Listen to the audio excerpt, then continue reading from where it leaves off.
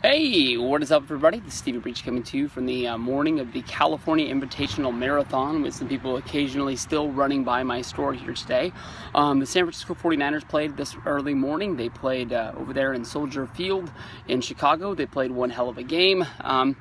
As a 49er fan, I know that people are going to think negatively of this, but honestly, as a 49er fan, I didn't want to win this game. And I know that's hard to say. I know that a lot of people will say that, a real fan would want to win every football game, no matter how this football team is. But honestly, I know that a lot of people are throwing, a lot of bad things at the 76ers, the team that looks like it's never going to get better.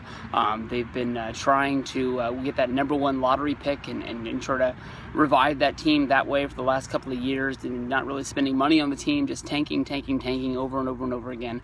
And that's not what I want the 49ers to look like. I want the 49ers to go out there and play a good game where we can find things that we can build on.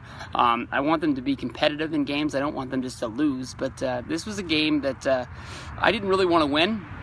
But as the game was coming, there was a lot of very interesting plays in the game that were very big. Jimmy Ward's pick 6 early in the game to tie the game at 6. That was really fun. I was cheering for him. I'm a big fan of Jimmy Ward. Him and Eric Reed, I think they're going to be the big faces that really change this defense. And it seems like every year they're getting better and better back there in the backfield. It seems like we can just reproduce linebacker after linebacker. As soon as the team really gels, the defense most of the time is the highlight of the team. Blake Gabbert, his big run to tie the game later in the game, when I believe he ran for 50.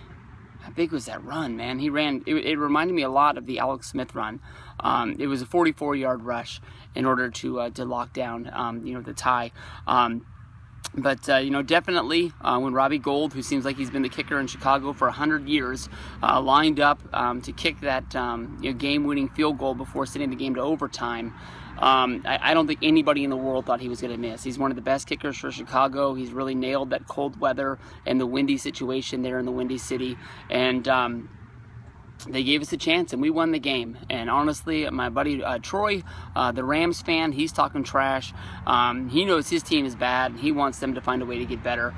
He's making fun of me because the whole time I'm talking about how we're going to get a good draft pick and we're going to change this thing around. And now the Rams lost today to Arizona. Now the Niners beat the Bears. Here they are tied at 4-8. And I know they have a team game against each other, which is going to be a home game for San Francisco. But now he's making fun of me because his team is worse than our team. And he's going to get it. I mean, I don't watch a ton of college football. It seems that, I just sort of buy in around draft time, and I just believe all the hype on all these guys. The Niners draft pick for this year, Eric Armstead, he came from Oregon. He was on the line. He seemed like he was having a lot of trouble.